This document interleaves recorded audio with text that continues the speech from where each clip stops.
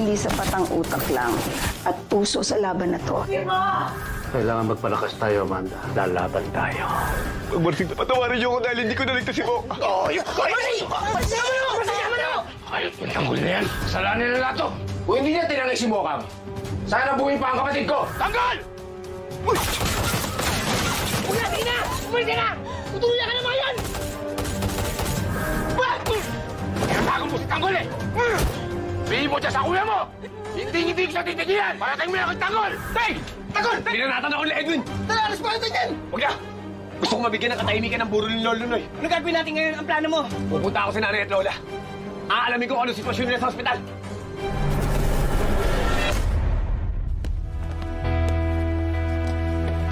Tanggol, mag-iingat ka rin, ha? Baka mamaya makita kayo ng mga recruit, bagong gulo na naman yan. Sigurado ka ba? Ayaw mong samahan ka namin? Parang may kasama ka dun. Huwag na. Kaya ko yan. Sige, Tanggol. Dito na lang kami. Magbabantay kami dito. Baka mamaya, makita namin si Mang Rigor dito. Ingat ka dun, ha? Yeah.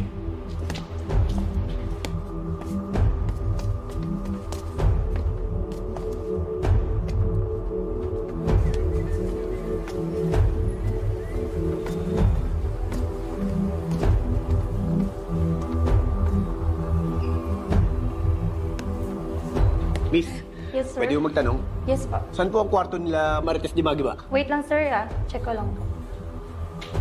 Sir, sa Ward 6 po. Ward 6? Yes po. Sige po, salamat.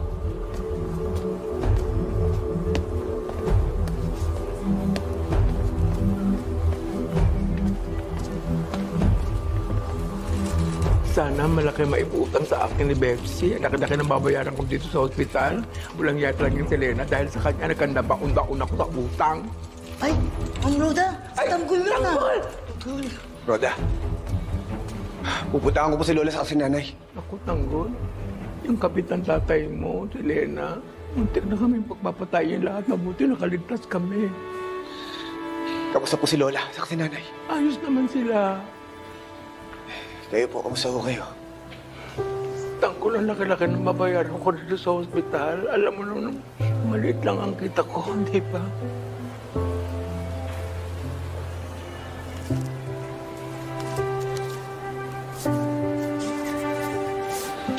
Roda, pambili mo ng gamot. Ito, pumayad mo sa ospital. Maraming salamat, Tanggol. Bulog ka talaga ng langit sa akin. Maling-mali lahat ng pagkakilala ko sa iyo. Patawarin mo na ako sa lahat ng managawa at maling salita ko sa iyo lahat. Patawarin mo ako. Wala na yun. Kalimutan mo na. Sige, pupunta ko na sila Lola. Maraming salamat. Salamat, Tanggol. Salamat. Nag-aalala ako kay Tanggol. Paano kung mapag-abot sila ulit dito ni Mang Nico? Nako, sana nga. Sana wala dito sa Mang Rigor. Para wala nang gulo. Sana lang magkaayos sila ni Aling Tess. Sana matanggap na siya ng nanay niya. Oo nga eh. Hindi pa naman naging maganda yung uling nila pakikita ni Aling Tess. Ando naman sa Aling Tinding eh. Sigurado ako matutulungan niya magkaayos ang mag-ina. Sana nga, Oweng.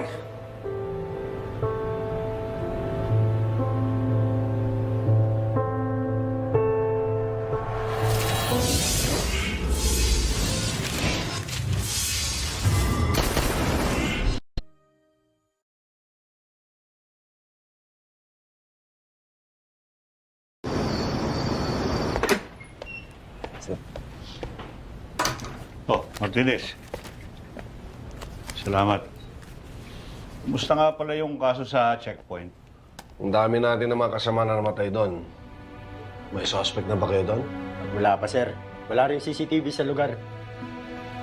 CCTV? Alam ko yung lugar na yan. Ang daming CCTV doon. Sir, ang sabi po sa taas, hindi daw priority yung nangyaring yun. Yes na po ako.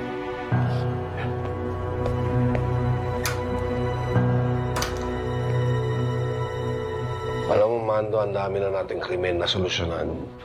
Dahil tad-tad ng CCTV ang area na yan. Pare, baka nga sira ang CCTV doon. Lahat sira. Posible naman nata yun. Ano ngayon ang pinaplano mo, pare? Tandaan mo, hindi natin hawak ang kasong ito. Alam mo, mas mabuti pa puntahan natin yung area na yun. At baka makakuha tayo ng info kung sinong yumari sa mga kasama natin. Hindi naman natin pwedeng hayaan. Mamatay sila na wala naman silang hustisya.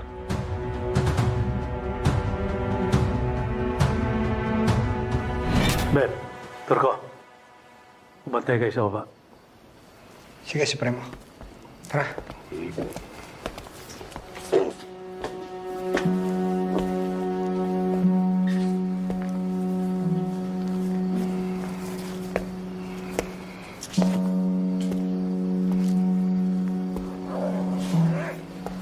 Primo, pagpasensyahan mo na ako kanina. Naunahan lang kasi ako ng sama ng loob eh. Pero dapat siguro talaga harapin niya na si Agustos. Naintindihan kita, Berting. Pero pagkatapos ng laban natin kay Agustos, maaari ka na magsimula ulit.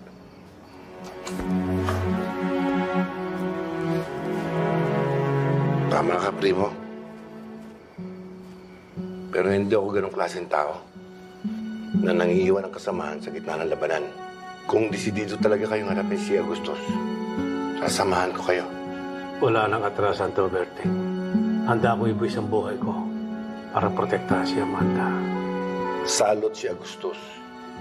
Hindi lang sa inyo may atraso, pati na sa batas. Kailangan talaga niyang mawala. Kaya kasama niyo ako sa labanang ito. Salamat, Berting.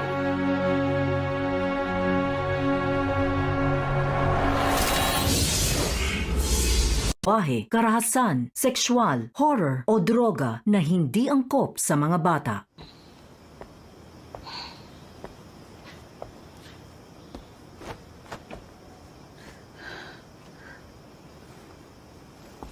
Primo, nakapag-usap na kayo ni Berting? Oo, naliwanagan na rin siya. At alam na rin ng grupo ang plano. At sasama sila sa laban natin. Natatakot ako, Primo. Baka ito na ang huling laban natin kay Agustus.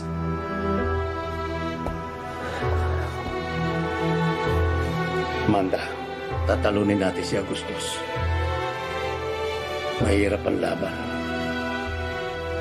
Pero hindi imposible. Kasama ka at ang grupo. Kakayanin natin siya. At magiging malaya na rin ang buhay natin kapag wala na si Agustus.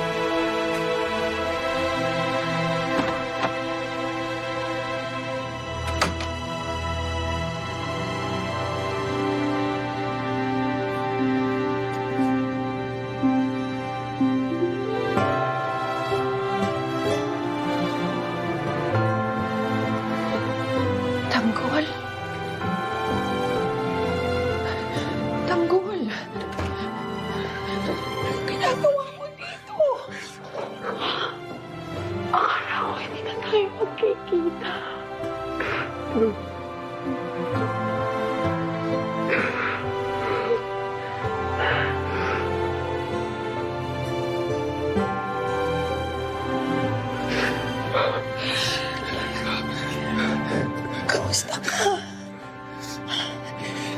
Akala ko, katapusan na namin ang nanay mo.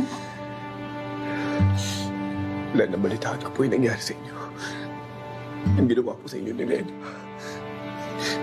Napatawarin niyo po ako. Wala po ako doon para iligtas kayo. Wala kang kasalanan, Punggol. Tatay mo may kasalanan ng lahat. Huwag mong sisihin ang sarili mo. Punggol, hindi man lang tayo nagkita nung nakalaya ka.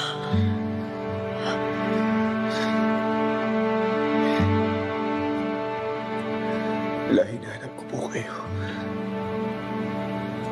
Kaya lang po hindi ko kayo nakita. Tanggol. Wala na ang lolo Noy.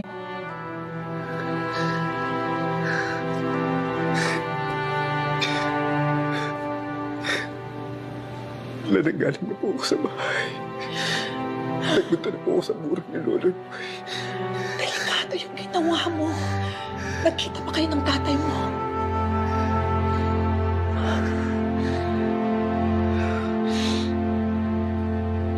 Opo.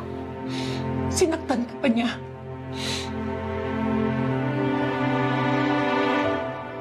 Binugbog niya po kami ni Santino. Ginawa na naman niya yun sa'yo. At ngayon dinamay pa niya si Santino. Napaka-demonyo talaga ng tatay mo.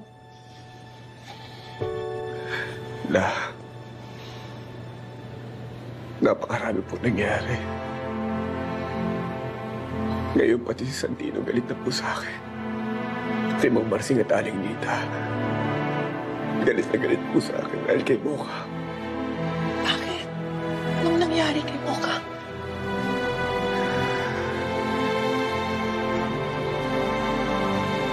Patay na po si Mocha. Ha? Bakit? Humingi po siya sa akin ng tulong na sinubukan ko siyang iligtas sa asawa niya at pagkatapos nahuli po kami ng mga bodyguard ng asawa niya at may bumaril kay Mocha. Hindi ko po siya nailigtas. At pagkatapos na kanina, nilusong ako na Edwin at nagbabaril. Mabuti hindi ka tinamaan. Napakamalaya talaga ng Edwin na yan. Hindi naman ikaw ang pumatay kay Mocha. Wala. Ano pong gagawin natin ngayon kay Lolo Noy? Tanggol. Hindi ko masabi kung kailan kami makakalabas ng ospital ng nanay mo. Alam ko, delikado ang lugar natin para sa'yo, pero nakikiusap ako. Ikaw na muna ang bahala sa pagpapalibing sa Lolo Noy mo. Dadalawin na lang namin siya ng nanay mo sa sementeryo. Sige, Paula. Ako na pong bahala kay Lolo Noy.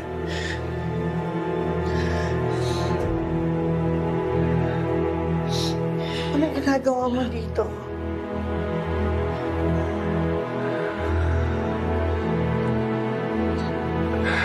Nay.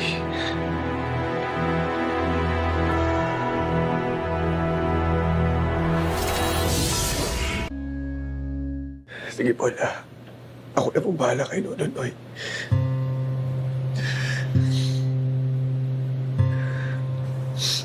Anong ginagawa mo dito?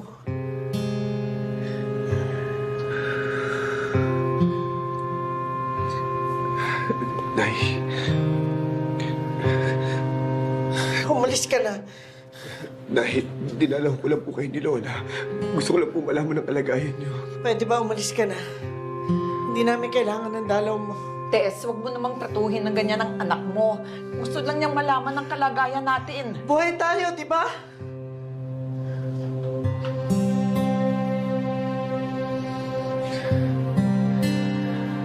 Umalis ka na.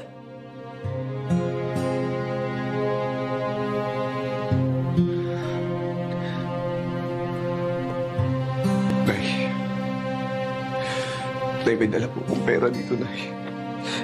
Pambayad po ng ospital sa pambili po ng gamot niyo. Nay. Hindi namin kailangan yan. Hindi namin kailangan ng tulong mo dahil alam ko kung saan nanggaling yan. Tess, ano ka ba? Gusto lang tumulong ng anak mo, binabastos mo pa. Kahit mahirap lang tayo, hindi natin kailangan ng kahit na anong tulong.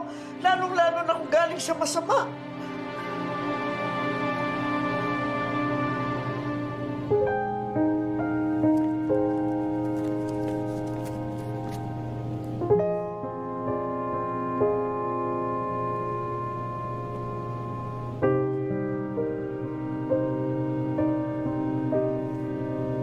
Gusto ko lang naman pong tumulong, Nay.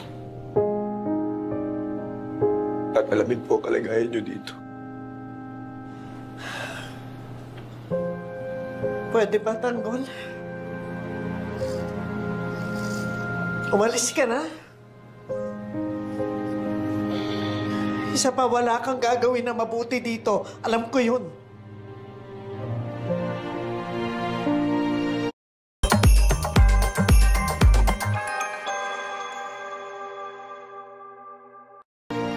Umalis ka na.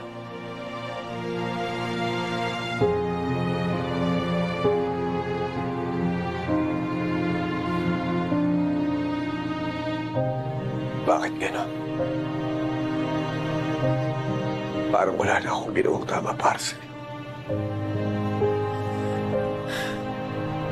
Pakiramdam ko parang akong pinakamasamang tao sa buong mundo.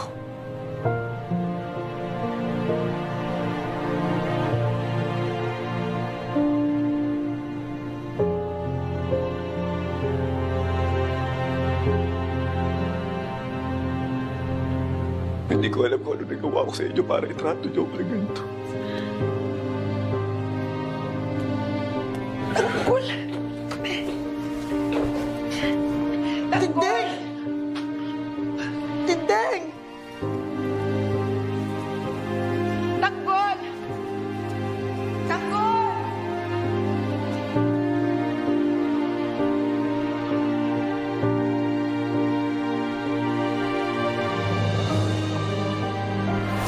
Yung perang binigay niya, sigurado ako na galing niya sa iligal na negosyo. Paano ka nakasigurado? May nagsabi sa akin. Sino? Yung tunay na ama ni Tanggol, si Ramon Montenegro. Hukayin niyo ang lahat ng lupa dito! Tingnan niyo kung nandiyan ang katawan ni Monique! Boss, may nakita po kami dito! Nakikita kami ni Ramon. Siya nagsabi sa akin na sumama na sa kanya si Tanggol. Pinagtabuyan ka naman ng nanay mo, no? Ikaw kasi, pinagsisikan mo yung sarili mo eh. Mas makakabuti siguro kung huwag ka muna bumalik doon sa lugar niyo. Hindi pwede. Hindi ko pwede pabayaan si Lolo Noy. Marites, itigil mo na yan. Pinaiikot ka lang niya. Nakita ko na may kabutihan sa puso ni Ramon. Hindi kita maintindihan. Nakikita mo ang kabutihan sa taong bumaboy sa'yo, pero hindi mo nakikita ang kabutihan ng sarili mong anak. FPJ's Bata.